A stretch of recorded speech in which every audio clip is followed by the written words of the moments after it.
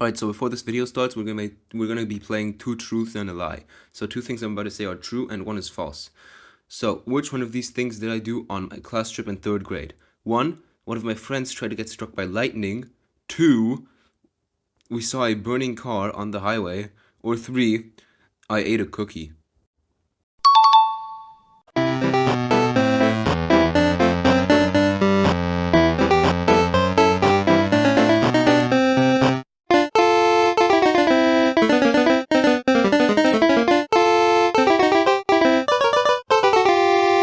Zu mir.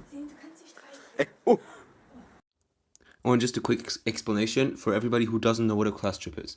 A class trip is this thing that a lot of schools, especially in Germany, do, where they send the entire third, fourth, fifth, sixth, whatever grade you're in, they send them into this little youth camp, and they have an entire week or just 3 days of activities planned for those kids.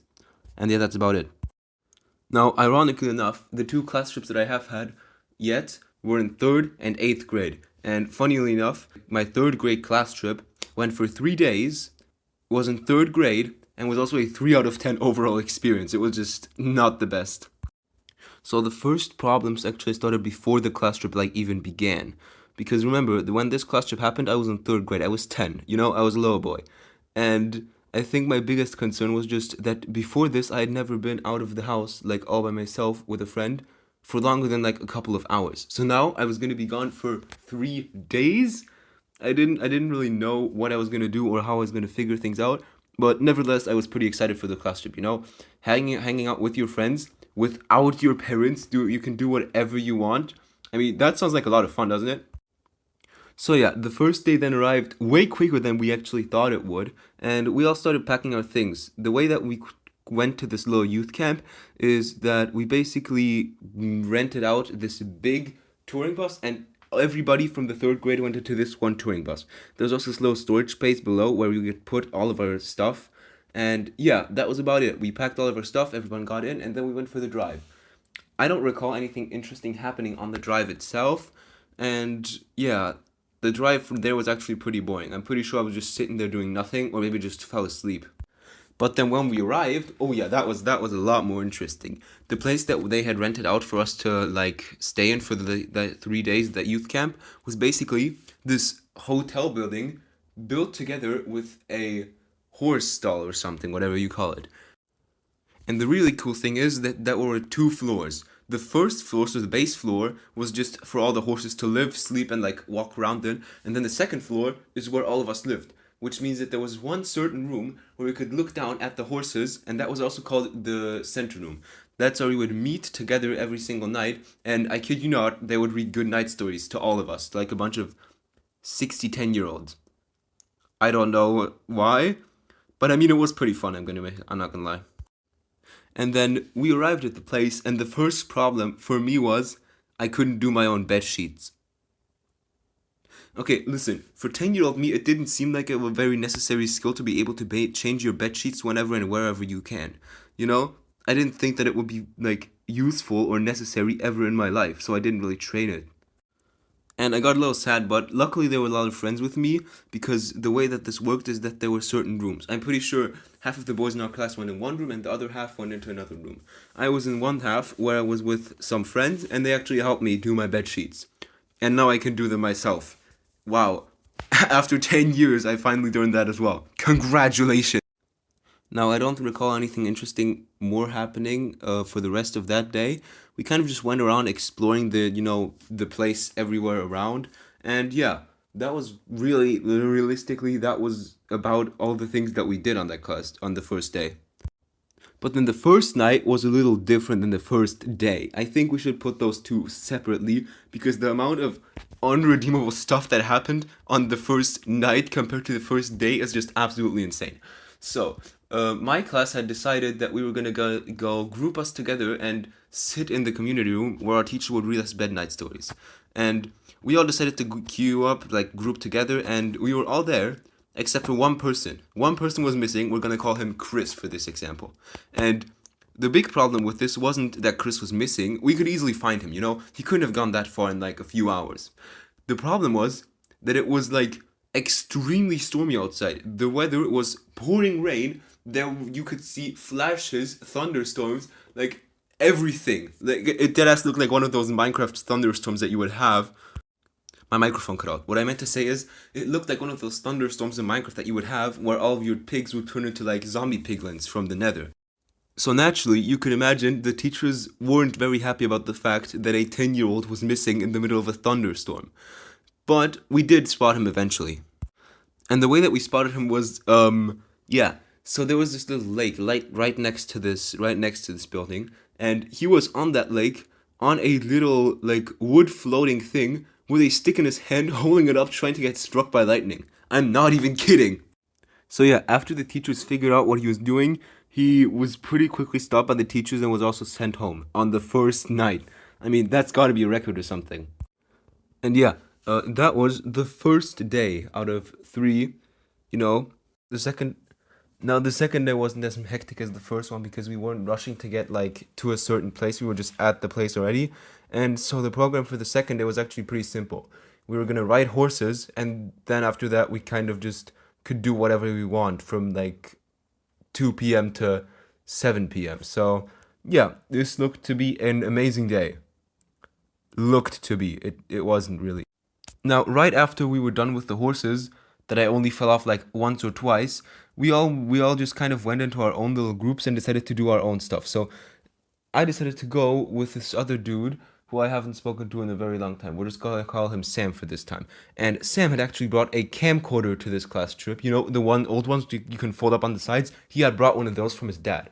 And we decided to go into the room and start like recording the most random videos ever. I don't have any recordings because it's on his camcorder.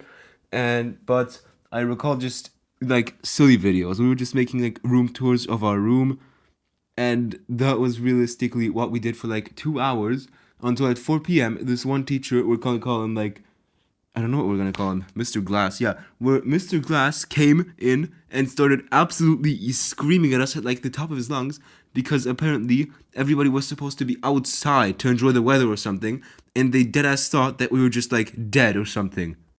So anyways, we got out of this building and we just see these group of people that are talking about something, and we go up to them and we kind of just ask, what happened? Turns out this one guy was running on the field and ran into a girl, and somehow he ran into that girl with such a extreme force that one of his eyes turned blue and just completely swelled up, like to the size of an orange type of swelled up. I don't know how that can happen. I'm a goalkeeper myself, and I've had my fair share of getting balls shot into my face, but never had it been to a point where my left or right eye or any eye in general would swell up to the size of like an orange. And I saw him for like a frame second, and it looked like really, really bad.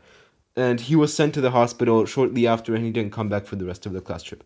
So that's already 2 people gone in 2 days. That has to be like another record. After that, the rest of the day was pretty boring.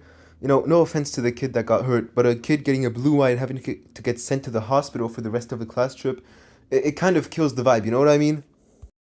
The only other thing I recall happening that day was that there was like a little grill fest made, and that was about it. Now going on to day 3 was actually pretty exciting because today we're gonna go into a candy shop. Like, it was kind of a candy museum. At the end of the museum there was this little candy shop where everybody could get himself like 1 jar of candy. And we were pretty excited, and this trip went alright. It was kind of hot that day, but everything in the candy shop went alright. We had a lot of fun. We went to the museum. Then at the end we all got ourselves like that little jar of candy. And then that's when everything, kind of fell apart. You see, the way that we got there was from the house that we were all sleeping in.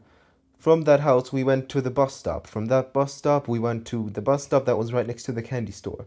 And right after we got out the candy store, there was just not a single bus in sight. So we were thinking, okay, I guess there's just not a lot of buses. This was a huge bus stop, by the way. This had like 5 different separate bus stops on the bus stop. So it was kind of weird, but we're like, okay, I'll just wait. It was like 38 degrees Celsius right now. If any American is watching this, that's like Arizona weather. And we were all sitting there in this scorching sun waiting for a bus to come, and not a single bus was coming. Just nothing, like dead silence. And the worst thing is, I don't have any memory of what happened after this. The only thing I remember is that we got back home. Like, I think the sun just like boiled my brain liquid to such a degree that I just do not remember anything that happened that day. One thing I do remember is that the teachers told us they were super proud of us for not complaining during the whole time having to wait for the bus at 38 degrees Celsius.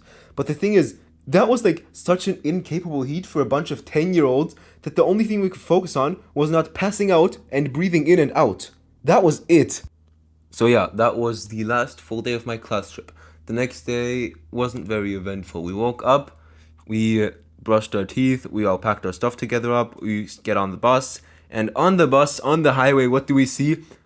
Like a burning and exploded car that has gone in flames. Not like a little bit, the entire car, and there was like a 10-foot tall flame just over the car. Like, is this Instagram Reels or something? What the fuck? Like, these are dead ass human fatalities that could traumatize some people, and we're just sitting there like, yo, that looks so cool. Yo, does anybody have like marshmallows so we can make some like s'mores? And thank God that was already the bus ride home, so nothing else that was like extremely eventful happened on that class trip. The only other thing that's like worth mentioning is that my mom says she doesn't know who looked more defeated after the class trip, me or my teacher. Because after the class trip, I was so done with everything that I just did not get out of my room or talk to anybody for like a full day. I think one of the major reasons why this class trip was such a horrendous, like, everything going wrong was just that it wasn't really intended by our primary school. The primary school that I went to only had a class trip for fourth graders, and we were in third grade. This class trip was completely planned, like, out of nothing, just because our teacher told our principal, we should do it, it'd be fun. Well, I mean, it wasn't too bad, right?